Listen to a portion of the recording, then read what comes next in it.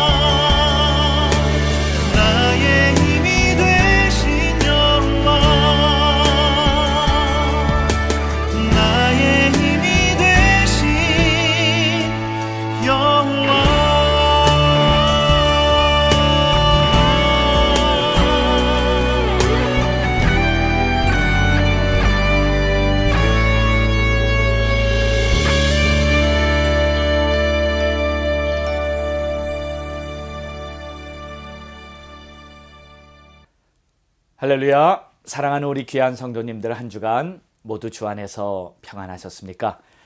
오늘 복된 주일을 맞이하여 하나님 앞에 마음을 활짝 열고 믿음의 예배를 올려드리기 원합니다. 우리 하나님 신실하십니다. 하나님을 찾고 하나님을 바라보는 자들에게 하나님께서는 오늘도 변함없이 하늘문을 활짝 열어주시고 예비하신 은총을 베풀어 주실 것입니다. 자, 우리 다 함께 사도신경 고백하심으로 우리 하나님 앞에 신앙 고백을 드리겠습니다. 전능하사 천지를 만드신 하나님 아버지를 내가 믿사오며 그 외아들 우리 주 예수 그리스도를 믿사오니 이는 성령으로 잉태하사 동정녀 마리아에게 나시고 본디오 빌라도에게 고난을 받으사 십자가에 못 박혀 죽으시고 장사한 지 사흘 만에 죽은 자 가운데서 다시 살아나시며 하늘에 오르사 전능하신 하나님 우편에 앉아 계시다가 저리로서 산자와 죽은 자를 심판하러 오시리라.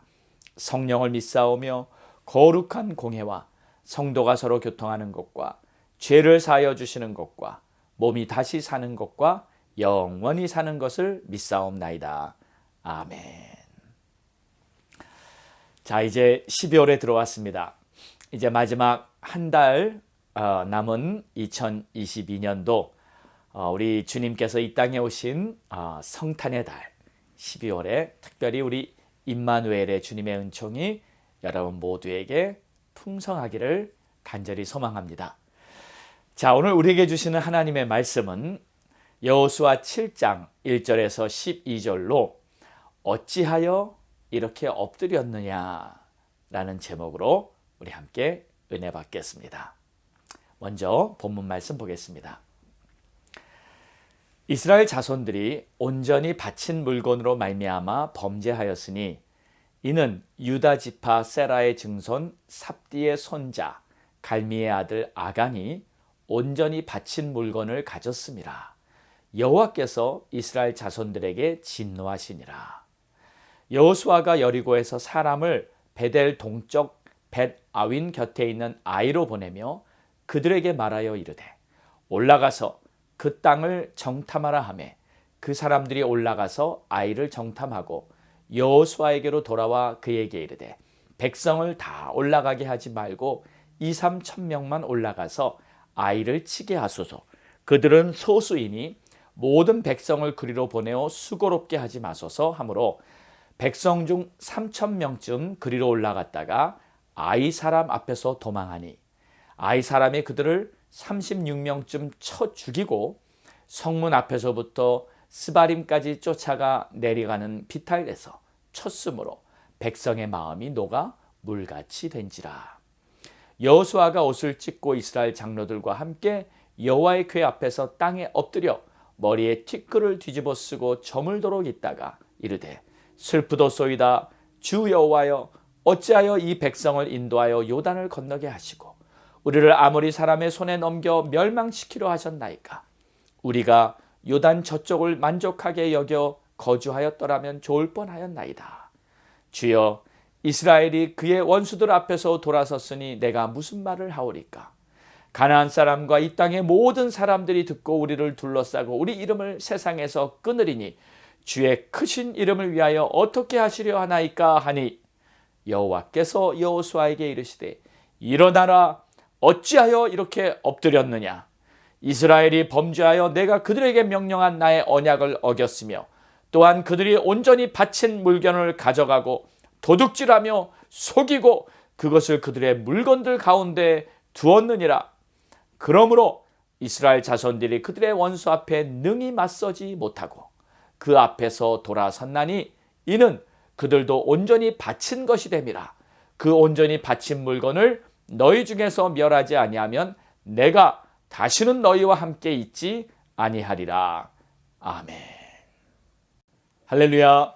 오늘도 우리에게 주신 하나님의 말씀을 통해 우리 모두에게 큰 은혜와 또 믿음의 도전이 있기를 간절히 바랍니다.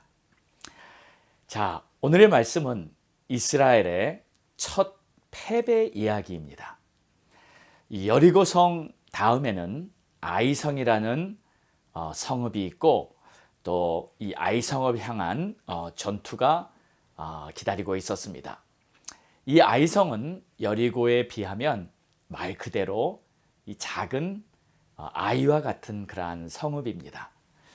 가나안 땅에서 가장 작고 약한 성읍인 이 아이성.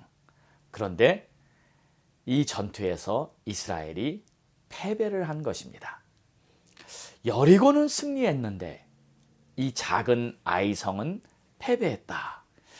사실 상식적으로는 이해가 잘 안 되는 그러한 상황입니다. 그런데 오늘 이 아이성의 패배가 우리들에게 참 중요한 메시지를 전하고 있고 또 우리들의 삶에도 간혹 이 아이성의 패배와 같은 일이 일어나고 있는 것을 경험하게 됩니다. 본래 하나님의 백성이라면 질 수가 없는 것입니다. 하나님이 함께 하시기 때문에 하나님이 주시는 능력과 하나님이 베푸시는 놀라운 은혜로 우리가 앞에 나가는 그 성읍이 크건 작건 간에 우리는 질 수가 없는 것입니다. 자, 그런데 이스라엘이 졌단 말이에요. 자, 저는 이런 성경의 이야기를 보면 오히려 더 신뢰가 갑니다. 왜냐하면 이 모든 것이 솔직하니까요.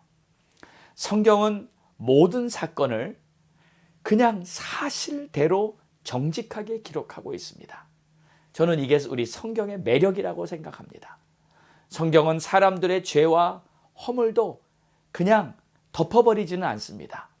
사실을 사실대로 다 밝힙니다. 그리고 잘한 건 잘했다.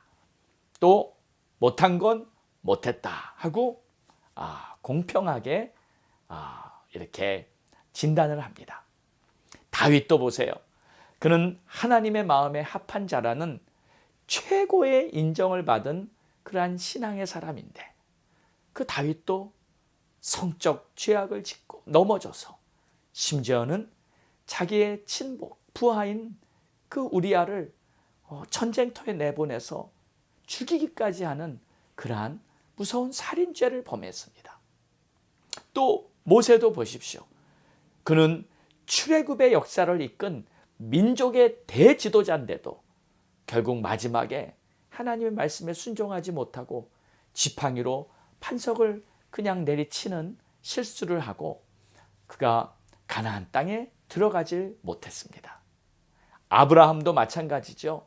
믿음의 조상, 믿음의 아버지라는 그가 자식이 생기지 않자 기다리지 못하고 사라의 몸종 하갈을 통해 이스마엘을 낳게 됩니다.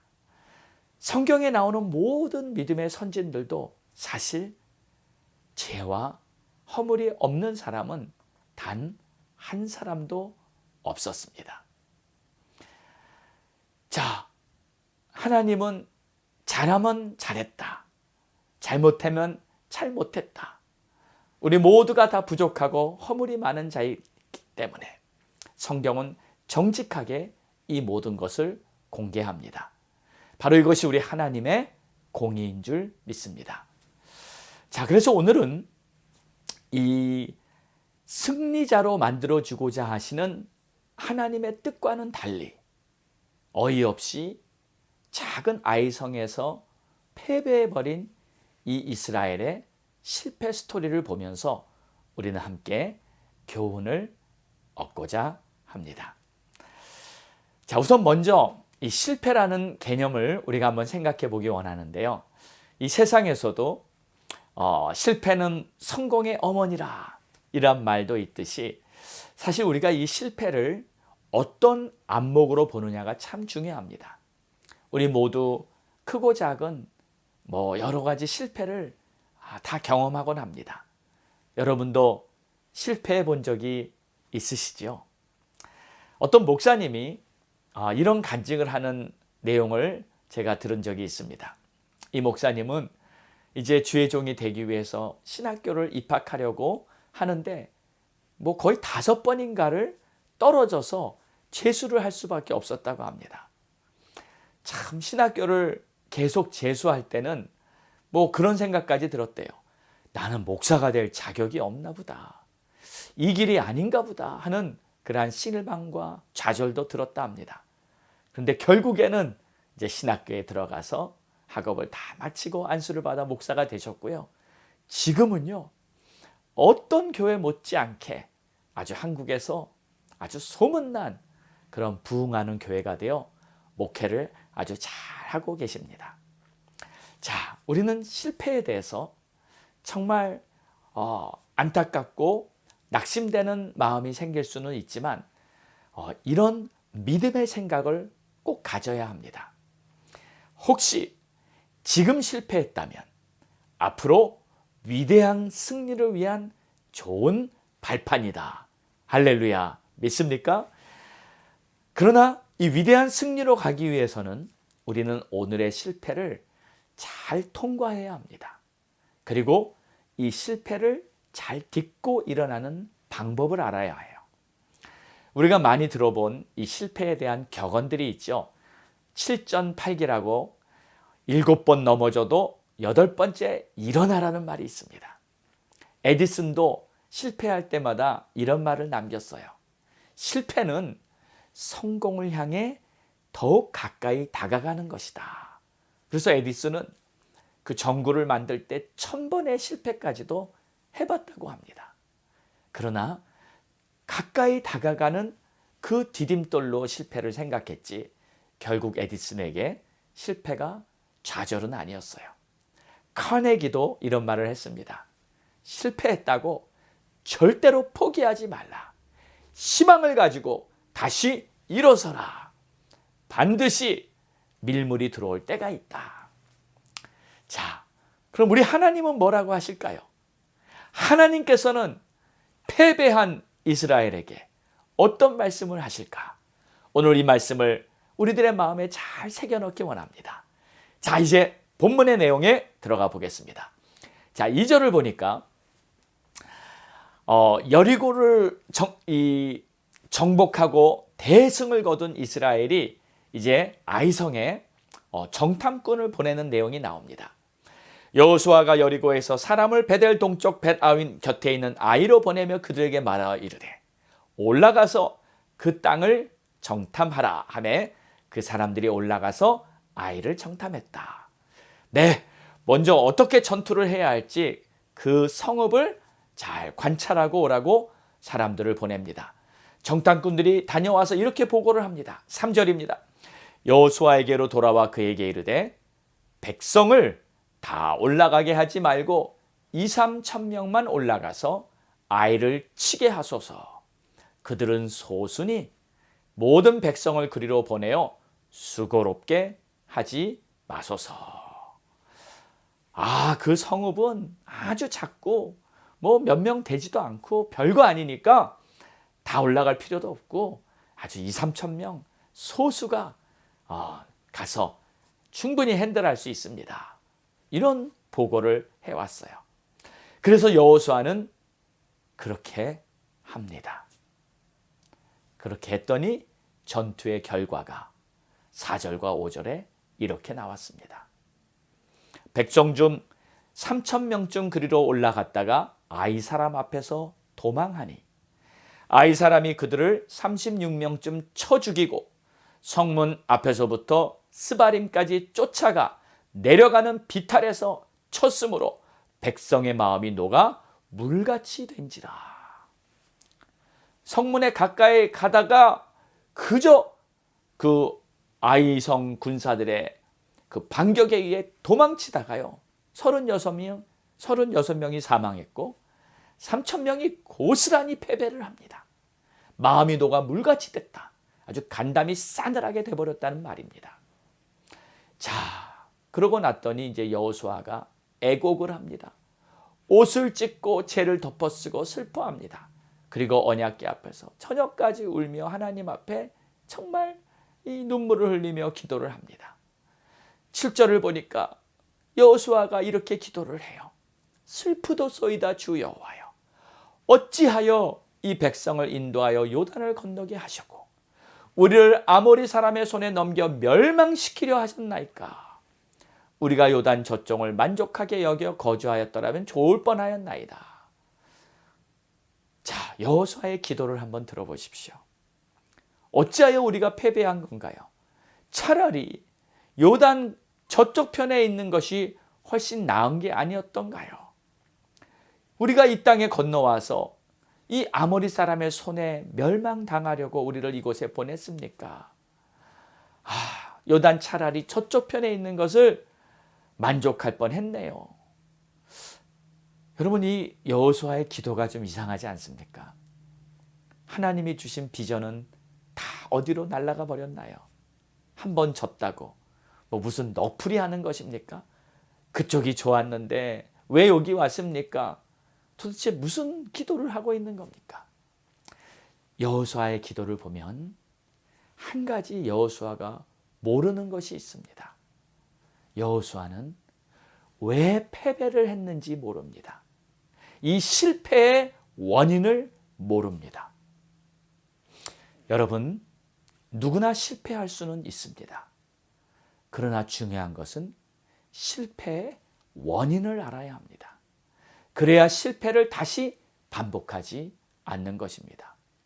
원인이 밝혀지고 원인이 해결되면 그 문제는 다시 발생하지 않습니다. 그러나 만약 원인이 제거되지 않는다면 그런 문제는 계속 반복되고 말 것입니다. 제가 독일에서 목회를 할 때 어느 성도의 가정에 이런 기도 제목이 있었습니다. 어머니가 권사님이신데 아들의 피부병에 대한 간절한 기도 제목을 부탁해 오셨어요. 그 아들의 몸에 이 온몸에 이 붉은 그 래쉬가 이렇게 생겨서 간지럽고 막 아프기도 하고 그 아들도 교회 다니는 집사였습니다. 그런데 이게 제가 보니까 손에도 이렇게 많이 났는데 너무나 보기가 흉하더라고요. 아주 악성 피부병이에요. 그래서 병원에 가서 약도 발라보고 치료도 했습니다. 그런데 잘 안 나요. 나중에 왜 그런 피부병이 생겼는지 그 원인을 알아냈는데 그 원인은 바로 술이었습니다. 그 아들은 술을 계속 마시는데 좀 독한 술도 이렇게 마셨다고 합니다. 그 술을 마시면 이 몸에서 그 피부에서 이 알코올에 대한 알러지 이렇게 나쁜 부작용이 이렇게 발생하는데 이 술을 끊지 못하니까 이 피부병이 계속 더 악화되는 거였어요. 그 피부병을 고치려면 아무리 약을 바르고 아무리 다른 치료를 해봐도 절대 고쳐지지 않습니다. 그 피부병을 고치려면 병의 원인이 되는 술을 먼저 끊어야 하는 것입니다. 그런데 그 아들이 술을 끊지 않는 거예요. 그러니 그 피부병이 아직도 낫지 않고 계속 되는 것을 보았습니다. 여러분, 원인이 제거돼야 그 문제가 해결되고 다시는 그 패배와 쓰라린 실패를 반복하지 않게 되는 겁니다. 자, 실패의 원인을 모르는 여호수아에게 이제 하나님의 말씀이 임합니다. 11절을 보십시오. 이스라엘이 범죄하여 내가 그들에게 명령한 나의 언약을 어겼으며 또한 그들이 온전히 바친 물건을 가져가고 도둑질하여 속이고 그것을 그들의 물건들 가운데 두었느니라. 원인은 바로 이스라엘이 범죄했다는 거예요. 내 말을 어기고 바칠 물건을 도둑질했다는 거예요. 그래서 진 겁니다. 패배의 원인은 하나님께 범죄했기 때문에 패배한 것이었어요. 지금 그들은요, 이 아이 성과의 전투에서 패배했습니다. 그런데 그 패배의 원인이 군사력이 아니었고요, 전략이 아니었고요, 무기가 아니었고요, 그들의 능력이 아니었어요. 패배의 원인은 바로 죄 때문이었습니다.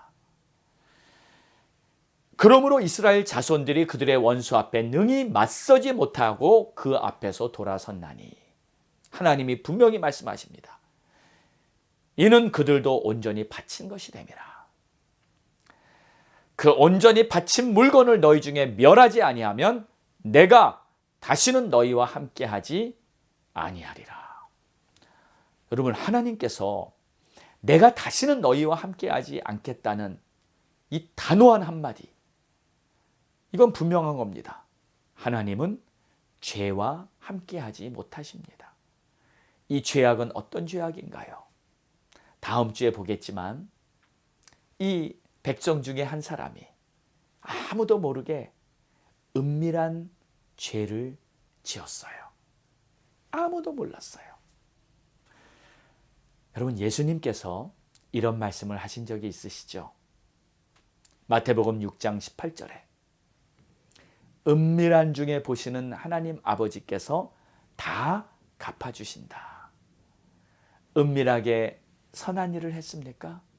하나님께서 그 행한 대로 여러분들에게 귀한 상으로, 하늘의 상급으로 갚아주실 것입니다. 은밀한 중에 악한 일을 했습니까? 하나님께서는 다 보시고 그 악한 행위대로 하나님이 갚아주실 것입니다. 하나님은 분명합니다. 죄악에 대한 결과로 하나님께서 함께하지 못하셨고 돕지 못하셨고 이스라엘은 아이성 전투에서 쓰라린 패배를 맛보게 된 것입니다. 죄가 있으면 하나님이 함께하지 못하십니다. 죄의 문제는 빨리 해결해야 합니다. 죄는 하나님과 나 사이를 갈라놓기 때문이에요. 또 두 번째는 실패의 원인이 있다면 성공 후에 온 자만심입니다. 이 자만심은 모든 백성들에게 다 똑같이 생겼던 것 같아요. 그러나 저는 다른 어떤 백성들보다 그들의 지도자였던 여호수아에게 먼저 책임을 묻고 싶습니다. 왜냐하면 이건 어쩔 수 없이 지도자의 책임이 되기 때문이에요. 지도자는 모든 책임을 지어야 합니다. 여호수아의 잘못이 무엇이었을까요? 자, 여호수아는 정탐꾼을 파송하고 정탐꾼이 돌아온 후에 정탐꾼의 말만 듣고 그냥 실행을 해버렸습니다. 만약에 이때 여호수아가 기도만 했더라도, 여리고 전투를 할 때 여호수아는 기도했습니다. 여리고 전투를 할 때 여호수아는 3일간 하나님의 응답을 기다렸습니다. 그런데 이 아이성 전투에는 여호수아가 기다렸다, 기도했다는 내용이 없습니다. 만약 여호수아가 여리고 전투 때와 마찬가지로 하나님 앞에서 기도하고 기다렸다면 하나님의 음성을 듣게 되었을 것입니다. 하나님이 만약에 그때 말씀하셨다면 뭐라고 말씀하셨겠어요? 아마 이렇게 말씀하지 않으셨겠습니까? 여호수아야, 잠깐 아이성을 공격하는 전략보다 먼저 내게 할 일이 있다. 내가 너희의 죄악을 보았다.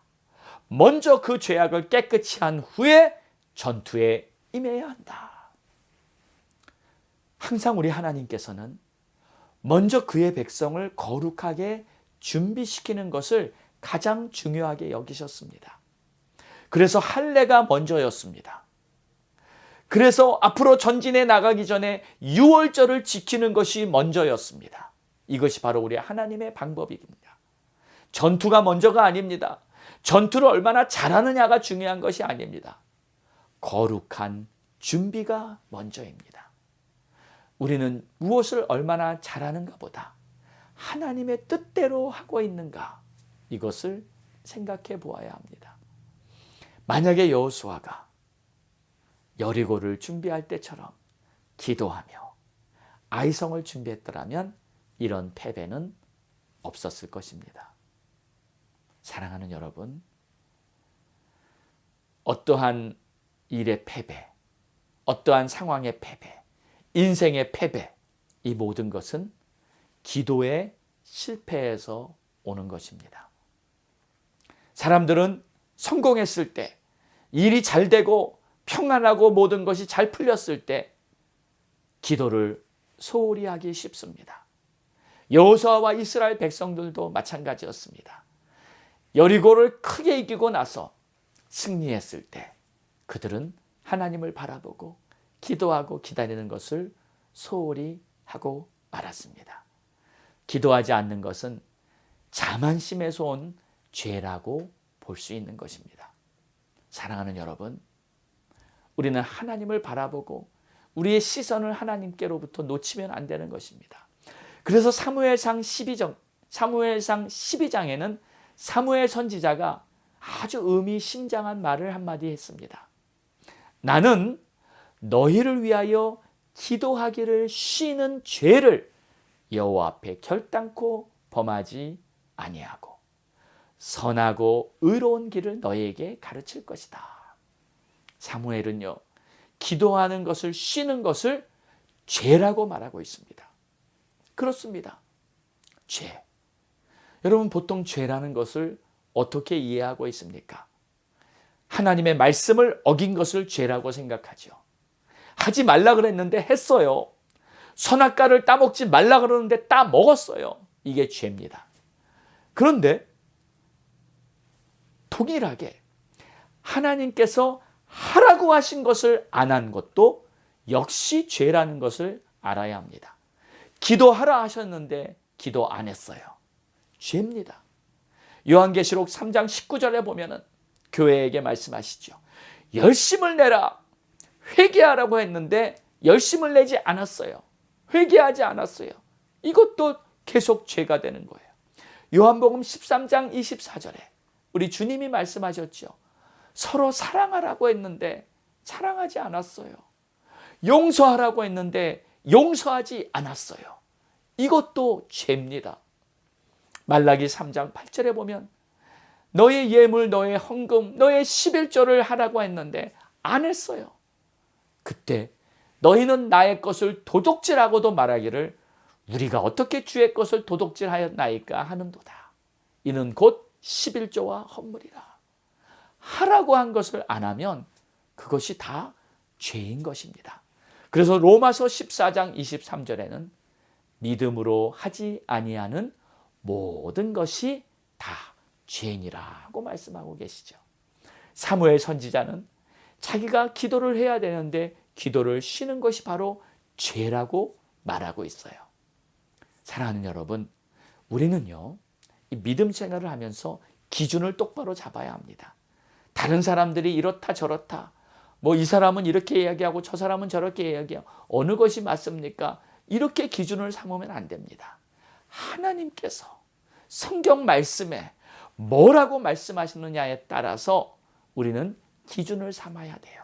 그런데 성경이 한쪽에서는 A라고 말하고 또 다른 쪽에서는 B라고 오히려 상반된 내용을 말하는 경우들이 많이 있습니다. 그래서 우리는 성경을 전체적으로 보면서 성경을 올바로 해석하고 올바로 깨달아야 하는 그러한 중요한 책임이 우리들에게 있는 것입니다. 분별할 줄 알아야 합니다. 올바른 하나님의 마음을 가지고 말씀을 깨달을 때 우리 하나님의 귀하신 뜻이 우리에게 다 임하게 될 줄 믿습니다. 이제 우리 하나님이 이렇게 말씀하십니다. 어찌하여 이렇게 엎드려 있느냐? 엎드려만 있지 말고 일어나라란 말이죠. 패배의 수렁에서 탄식만 하고 있지 말고 다시 일어나라는 말씀입니다. 패배의 원인을 알았으면 이제 무엇을 해야 하겠습니까? 회개해야 합니다. 죄악을 회개하고 다시 거룩해져야 합니다. 그러면 하나님께서 다시 함께 하시고 하나님의 역사가 우리의 삶에 나타나는 날이 새롭게 열리게 될 줄 믿습니다. 회개가 없이는 회복은 없습니다. 회개가 없는 그러한 상황에서 패배의 수렁에서 나올 길이 없는 것입니다. 회개야말로 하나님과 다시 연합하는 최고의 축복이며 회개야말로 하나님의 역사를 경험하는 놀라운 은혜인 줄로 믿습니다. 다음 주에는 계속해서 이스라엘의 죄악이 어떻게 회개함으로 어떻게 하나님께서 회복시켜 주시는지 말씀을 계속 보면서 은혜를 나누도록 하겠습니다.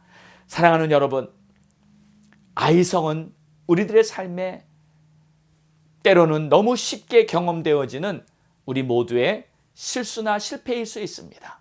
잘 될 때, 평안할 때, 그리고 이만하면 됐다 싶을 때 우리는 오히려 자만해지고 우리는 오히려 하나님을 바라보며 간절한 마음을 잃어버릴 수가 있는 것입니다.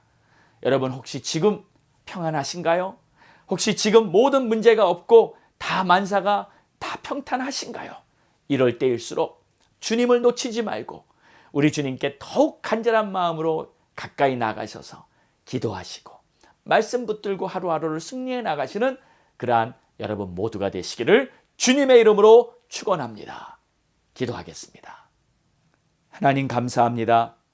오늘도 복된 주의 말씀을 우리가 모두 마음에 받으며 이 말씀이 우리의 삶에 아름답게 이루어질 수 있도록 교만하고 또 방심하고 또 하나님을 인정하지 않고 내 스스로 해보려고 하는 그러한 생각을 갖지 않게 도와주시고 자만하지 않게 도와주시고 항상 주님 바라보며 주님의 뒤를 따라가는 자가 될 수 있도록 주님 깨어있게 하여 주옵소서.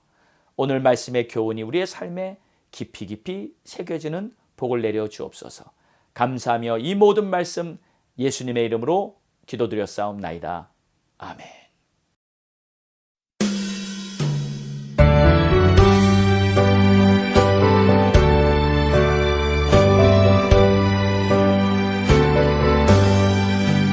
그 산을 넘어 한국에 가도 길 가운데로 걸어가면 주께서 항상 지키시기로 약속한 말씀 변치